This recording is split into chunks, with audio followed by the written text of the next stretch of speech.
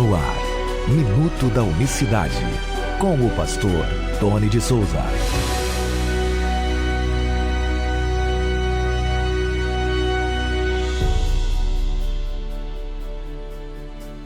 Olá, queridos, graça e paz da parte do nosso grande Deus e Salvador Jesus Cristo. Nesta sexta-feira, 10 de outubro de 2025, até aqui nos ajudou o Senhor. Sejam todos bem-vindos a mais uma edição do Minuto da Unicidade. Graça e paz para você, é um prazer ter você por aqui, que acompanha o Minuto da Unicidade nas ondas do rádio, né? Das rádios, e também você que acompanha pela internet, através do YouTube, através dos nossos grupos de WhatsApp. Dia 18, sem ser próximo sábado, né? Sem ser amanhã, o outro sábado, estarei ministrando uma palestra com o título Os Perigos da Apostasia da Fé Unicista. Você que é unicista, você que conhece esta mensagem e já faz tempo que você não tem um contato direto com ela, está congregando até numa igreja trinitária, enfim, não deixe de participar desta palestra. Eu convido você a participar desta palestra. Inclusive há um texto na capa do nosso banner que a gente fez para divulgar o evento que diz assim: creem por um período, mas desistem no tempo da aprovação. Lucas 8, verso 13, parte C. Ou seja, a palavra cai no coração daqueles que creem por um período. Você, talvez que esteja me ouvindo aí, creu por um período na unicidade de Deus, confiou piamente, com todo o seu coração, que esta é a mensagem pura, mas com o passar do tempo, com o passar dos anos, você acabou deixando de crer com toda a veemência e convicção, e hoje já não é mais aquele defensor desta doutrina. Você é meu convidado maravilhoso para participar desta palestra, tá certo?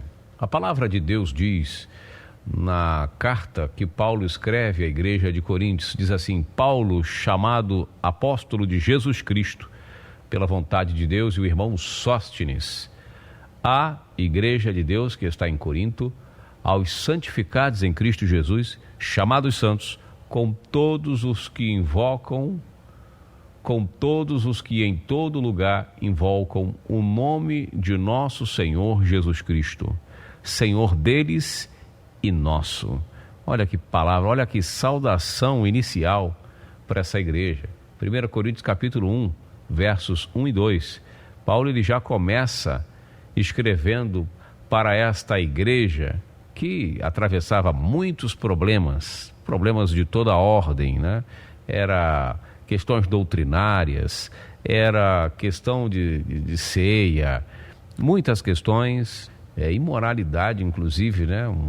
Moralidade até mesmo do ponto de vista sexual. Alguns casos assim eram verdadeiras aberrações. E Paulo precisou escrever por 2 ocasiões para essa igreja para orientá-la e a colocá-la, trazê-la de volta para o centro. Mas ele começa essa carta dizendo: aos chamados santos, com todos os que em todo lugar invoca o nome do Senhor Jesus. Muito interessante, né?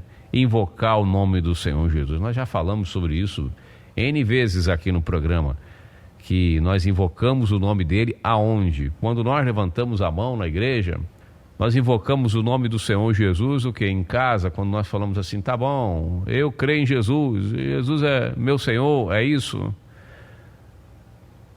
E em todo lugar se invocava o nome do Senhor Jesus. Era a igreja de Éfeso, era a igreja lá em Filipos, a igreja de Roma. Haviam irmãos em todo lugar.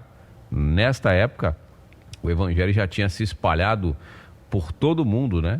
Grécia, Europa, né? O evangelho chegou em Roma, na Itália. Então, na Europa já havia chegado o evangelho, no velho continente, né? Não chegou no Brasil naquela época porque não tinha Brasil nem Estados Unidos. Vieram 1.500 anos depois desses fatos todos aqui maravilhosos. E Paulo diz: é Senhor deles, ou seja, Senhor de todas as pessoas que invocam o seu nome em todo lugar, e nosso. É o que eu falava ontem aqui no Minuto da Unicidade. O Senhor do Novo Testamento é Cristo. E a igreja não tem 2 senhores. o próprio Jesus falando sobre as questões econômicas, dizendo lá, olha, ninguém pode servir a dois senhores, porque vai agradar a um e entristecer ao outro. É impossível servir dois senhores, segundo o próprio ensinamento maravilhoso do Senhor Jesus.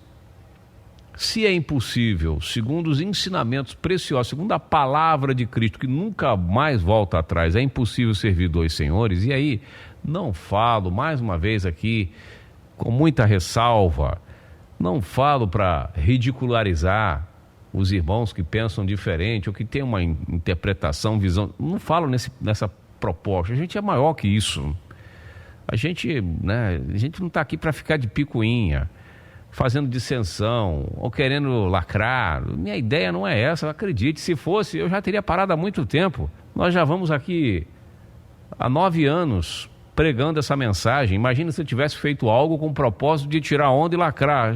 Quando as coisas começam nessa finalidade, com essa proposta, muitos que começaram com essa proposta pararam pelo meio do caminho. Se eu fizesse algo em prol de ser ovacionado e ganhar a tapinha das costas, 2 coisas aconteceriam. Eu já teria parado há muito tempo, não estaria só com 1 minuto da unicidade, indo para 9 anos, porque ninguém resiste, é ou não é? E eu teria mudado de tema, entende? Teria pregado outra coisa, eu teria mudado de estratégia. Como que eu vou pregar algo que vai de encontro, né, ao que a maioria pensa e crê? Eu vou pregar o que todo mundo prega. Eu tenho um dom da oratória, eu sou comunicador, só para você entender. Então, se Jesus fala que é impossível servir a dois senhores, voltando aqui ao tema, que dirá 3?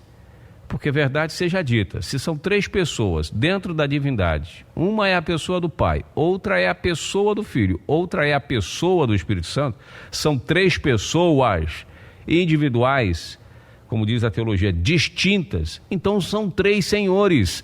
Não tem como fugir disso. Se são 3 distintos, pensa em 3 distintos, separados, né? Distinto é o quê? Individual, separados. Se são 3 pessoas distintas, A, B, C, distintas, são 3 senhores.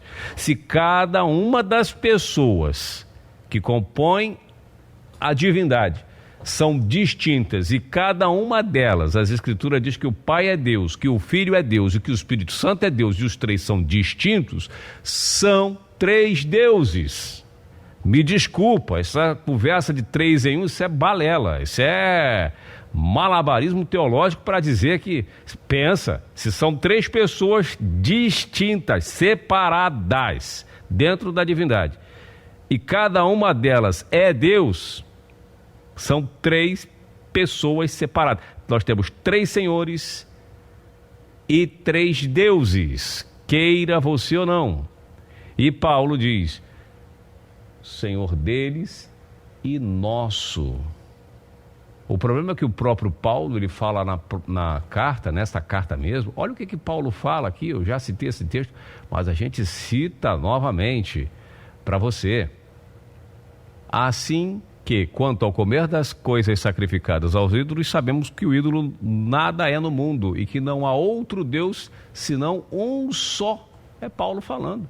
1 Coríntios capítulo 8, verso 4. E sabemos que não há outro Deus senão quantos? Um só. Mas vou ler o verso 6 que fica melhor para você entender mais ainda do que eu estou falando. Todavia, para nós há um só Deus, o Pai. Verso 6. Todavia, eu vou ler um pouquinho para você ter uma leitura melhor, o verso 5. Eu li o 4, vou ler o 5 para ficar completo, né? Porque ainda que haja também alguns que se chamem deuses, quer no céu, quer na terra, como há muitos deuses e muitos senhores, todavia para nós há um só Deus, o Pai. Mas o Filho não é Deus? O Pai é Deus, o Filho é Deus? Não, Paulo está dizendo que somente Deus é o Pai. Ponto. Aí ele diz, de quem é tudo e em quem estamos. Então estamos aonde? No Deus Pai. E um só Senhor, Jesus Cristo. Opa, então o Senhor também só temos um. Então o Pai não é Senhor? Então nós temos na Trindade, segundo Paulo, um que é Deus, outro que é Senhor, e que mais? O Espírito Santo, onde é que entra aqui no texto da primeira carta dele? Nem aparece aqui. Então, meus irmãos, veja bem, Nós temos também no Antigo Testamento Jeová, o Pai, sendo chamado de Deus e de Senhor ao mesmo tempo, para que saiba que eu sou o Senhor e não há outro Deus além de mim. Isaías 43, 10, 11. E aí como é que fica? Paulo está dizendo aqui que só tem um Senhor, que é Jesus Cristo.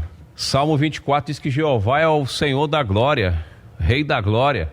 Paulo diz também em 1 Coríntios, aí mesmo na primeira carta, capítulo 2, verso 8, que foi crucificado o Senhor da glória, o dono da glória. Ah, Tony, então é mistério, não dá para a gente resolver isso. Aí você vai ficar com o filósofo mais famoso da patrística, sabe da patrística, ou seja, os pais da igreja, que tantos teólogos falam nos debates comigo. Sabe o filósofo mais famoso da patrística? Santo Agostinho. Isso mesmo, a patrística está repleta de santos, de padres da igreja católica. Essa é a patrística. E Agostinho de Hipona, o famoso Santo Agostinho, é o filósofo mais importante, o cara mais intelectual da patrística. E ele dizia que era mistério, que a Trindade é um mistério.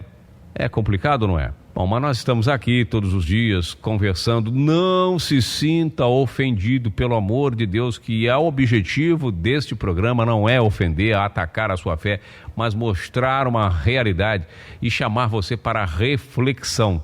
Se você não aprender a contestar, a lançar perguntas ou a confrontar, em alguns casos, a sua própria fé, você não se liberta de muitos dogmas, de muitas tradições humanas. É por isso que o Senhor Jesus diz lá em Evangelho de João capítulo 8, se pois o Filho vos libertar, verdadeiramente sereis livres, falando para os judeus. Bom, um forte abraço para você, que Deus abençoe a todos de maneira rica e abundante, uma boa sexta-feira e não esqueça, dia 18, você é meu convidado, dia 18 de outubro, às 7 da noite, os perigos da apostasia da fé unicista. Então que Deus abençoe a todos de maneira rica e abundante, até segunda-feira, graça e paz. Minuto da Unicidade.